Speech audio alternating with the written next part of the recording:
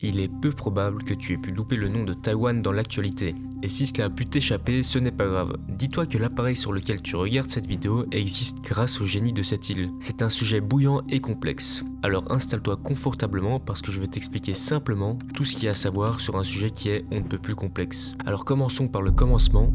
Pourquoi la Chine tient à une unification avec Taïwan ? Taïwan, c'est cette petite île de 23 millions d'habitants qui se trouve ici, en face de la Chine, à côté du Japon et des Philippines. Pour Pékin, l'unification avec Taïwan est cruciale pour sa souveraineté. Il voit l'île comme une province rebelle lui appartenant. Son indépendance serait une violation du territoire. Nous allons faire tout ce qui est possible pour se rapprocher d'une réunification dans le calme et dans la paix. Mais nous ne pouvons pas promettre de renoncer à l'usage de la force. Nous nous réservons le droit de recourir à tous les moyens nécessaires. Xi Jinping est convaincu de la nécessité d'une réunification inévitable entre la Chine et Taïwan. Il insiste sur le fait que cette question ne doit pas être léguée aux générations futures. Il emploie délibérément le terme réunification, suggérant faussement une appartenance historique à Taïwan à la Chine. Mais comme nous l'avons vu dans la précédente vidéo, l'île n'a jamais été sous l'administration de la Chine populaire, et donc il faudrait utiliser le terme unification. Mais la justification officielle de la Chine masque une réalité bien plus complexe.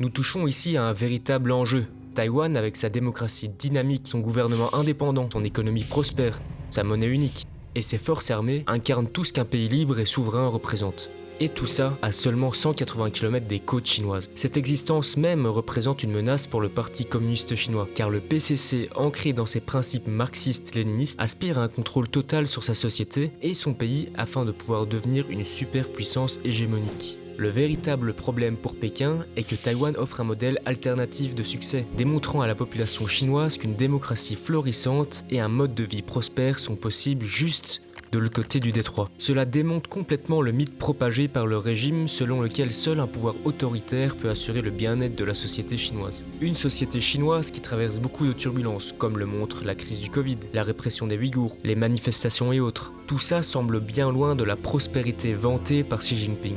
En insistant sur une unification, Xi Jinping relève son intention de soumettre par la force un pays démocratique. Et donc, il ne cherche pas seulement à étendre son territoire, il recherche à éradiquer un exemple vivant de démocratie réussie qui menace l'idéologie et la légitimité du Parti communiste chinois.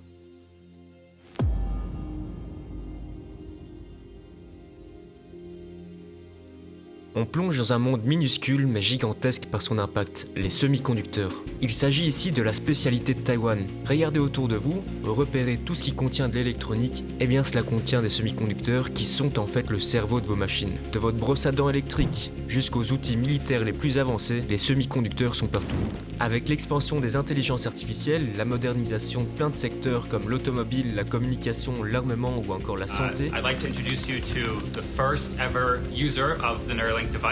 les puces sont devenues le nouvel or noir et la rapidité des progrès est vertigineuse. Celui qui pourra proposer des microprocesseurs toujours plus performants pèsera énormément dans l'écosystème mondial. Et l'île en est leaduse mondiale. En effet, juste avec TSMC pour Taiwan Semiconductor Manufacturing Company, l'île détient près de 63% du marché de la fonderie mondiale et produit 92% des puces les plus avancées. La Chine, les États-Unis et l'Europe sont loin derrière et sont donc obligés d'importer la grande majorité des puces qu'ils utilisent. Of all of the companies you know in the world, this is the only company that currently has something they make in our possession right now.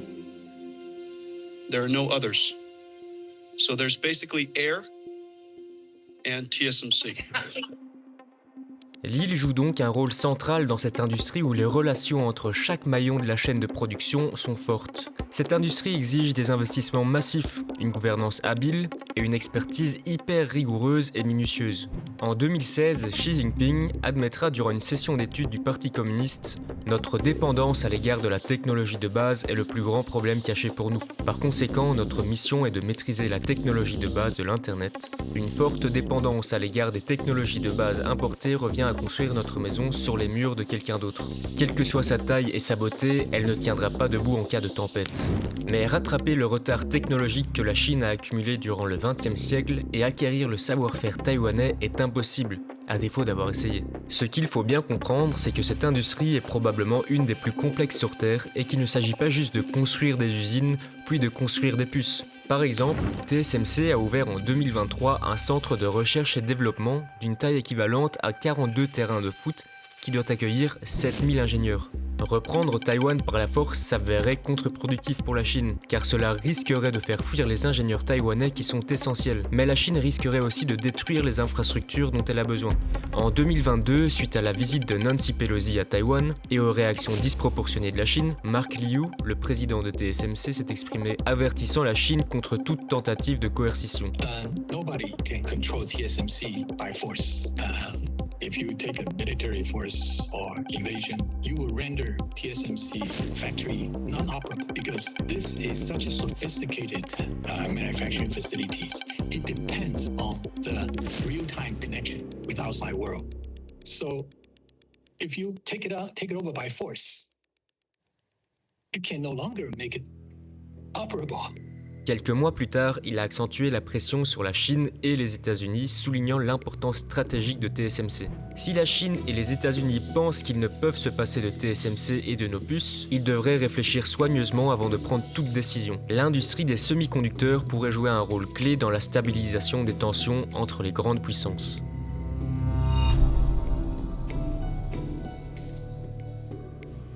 Taïwan se trouve au cœur de ce que l'on nomme la première chaîne d'îles. Elle s'étire du Japon jusqu'aux Philippines. Cette chaîne forme une barrière naturelle qui limite l'accès direct de la Chine à l'océan Pacifique. Contrôler cette chaîne est donc crucial pour la Chine dans son ambition de devenir une superpuissance mondiale capable de naviguer librement sur les eaux internationales, à l'instar des États-Unis. En prenant le contrôle de Taïwan, la Chine pourrait aisément déployer sa flotte navale et ses sous-marins dans le vaste océan Pacifique, le plus grand de la planète. Cela lui permettrait également d'ériger des systèmes de surveillance et de défense avancés un peu partout dans le monde. Bien que ce scénario demeure dans le domaine du théorique, une telle expansion offrirait à Xi Jinping ou à ses héritiers politiques la capacité de soumettre d'autres nations plus petites, redessinant ainsi le paysage géopolitique de la région.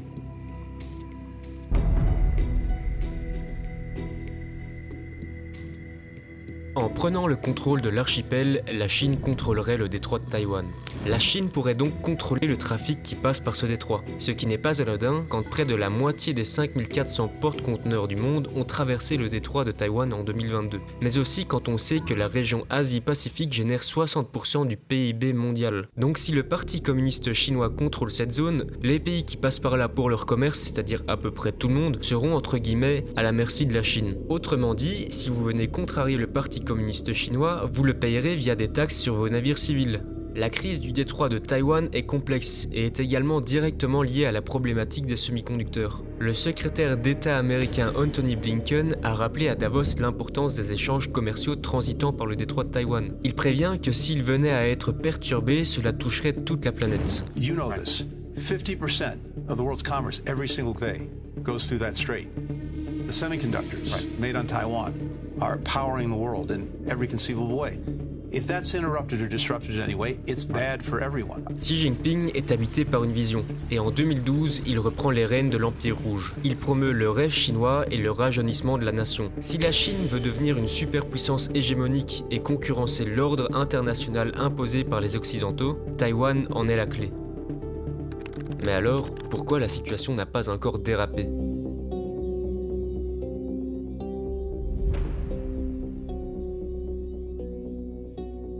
Parlons simplement de cette situation entre les États-Unis, Taïwan et la Chine. Imaginez ça un peu comme un jeu d'équilibre où chacun essaie de ne pas faire tomber les pièces. C'est un peu comme une relation triangulaire. La Chine considère Taïwan comme une partie cruciale de son territoire, une question d'honneur. Elle accepte le statu quo tant que Taïwan ne se déclare pas ouvertement indépendante et que les États-Unis ne la reconnaissent pas comme telle. Les États-Unis, tout en soutenant officiellement le principe d'une seule Chine, fournissent un soutien militaire à Taïwan et se disent prêts à défendre l'île. Ils entretiennent également des relations diplomatiques officieuses, mais ils évitent de soutenir une déclaration d'indépendance pour ne pas aggraver les tensions. When it comes to Taiwan itself and when it comes to cross-strait relations, we've been focused on one thing and one thing intensely with many other countries around the world. Peace, stability, no change to the status quo, the peaceful resolution of any differences. Taïwan, de son côté, se comporte comme un pays indépendant. Ils ont leur propre gouvernement, leur économie se porte bien, mais ils ne vont pas jusqu'à déclarer officiellement leur indépendance, pour ne pas provoquer la Chine. Pour Tsai Ing-wen, l'ancienne présidente de Taïwan, le statu quo n'était pas à remettre en question, et déclarer l'indépendance de l'île n'a aucun intérêt, car tout y est déjà indépendant mis à part le nom, la République de Chine. Je rappelle que dans cette vidéo, on va au plus simple, mais tous les points que j'ai évoqués méritent d'être creusés.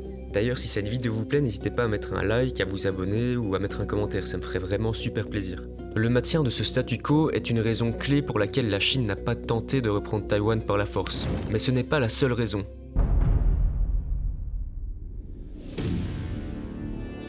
Taïwan prend très au sérieux la menace chinoise, se trouvant face à des incursions aériennes quasi quotidiennes. En réponse, l'île a étendu son service militaire de 4 mois à 1 an depuis janvier 2024, se préparant à toute forme d'invasion. Taiwan has proposed a record $19 billion in defense spending for next year. That's a nearly 14% year-on-year increase, and it includes money for new fighter jets as well as special funds for the Defense Ministry.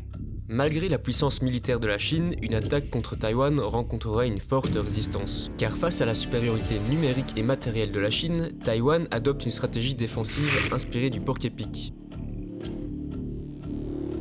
En investissant massivement dans les armes légères et en dispersant ses forces et équipements, l'île se transforme en un adversaire hérissé d'épines, dont les équipements légers, plus mobiles et discrets se font difficiles à détruire par l'armée chinoise. Elle est prête à infliger de graves dommages à tout envahisseur. Taïwan pourrait également être soutenu par les États-Unis, liés à Taïwan par des engagements sécuritaires et des intérêts économiques et géopolitiques. De plus, la Chine, malgré sa puissance, manque théoriquement d'expérience militaire, contrairement à son rival américain. Le défi technique est également de taille, avec le détroit de 180 km séparant Taïwan de la Chine et la topographie montagneuse de l'île, rendant une invasion bien plus difficile que le franchissement d'une frontière comme l'a fait la Russie en 2022. Une offensive contre Taïwan serait non seulement un défi militaire, mais aussi un pari risqué, avec des pertes humaines énormes pour les deux camps.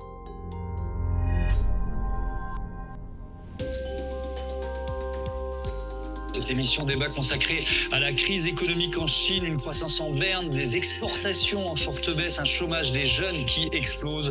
De nombreux indicateurs sont dans le rouge. Le point de départ de cette crise, c'est l'immobilier. 2 ans après la chute du promoteur local Evergrande, un autre géant du secteur s'appelle Country Garden. La Chine, qui connaît des difficultés économiques actuellement, notamment à cause de sa politique zéro Covid, mais aussi due au durcissement idéologique de Xi Jinping, n'a pas forcément intérêt à perturber aussi fortement l'économie mondiale en attaquant Taïwan. Car en plus de perturber la chaîne d'approvisionnement des semi-conducteurs qui sont omniprésents dans nos vies et dans l'économie, la Chine prendrait des sanctions économiques pharaoniques de tout un tas de pays, et sachant que le PIB du pays est principalement dû à ses exportations, ça serait dramatique pour la Chine. Il est estimé que la Chine connaîtrait une chute historique de son PIB si elle décidait d'envahir Taïwan, et qu'elle entraînerait avec elle le reste du monde, car le PIB mondial se verrait lui chuter d'une dizaine de %. Taïwan, qui compte la Chine comme son principal partenaire commercial, subirait aussi une répercussion économique plus que conséquente. En plus de l'instabilité économique que cela entraînerait, cela pourrait provoquer énormément de critiques en Chine et créer des instabilités sociales non négligeables dans ce pays de 1,4 milliard d'habitants qui connaît déjà des problèmes de chômage, d'inégalité et plus généralement du respect de l'état de droit.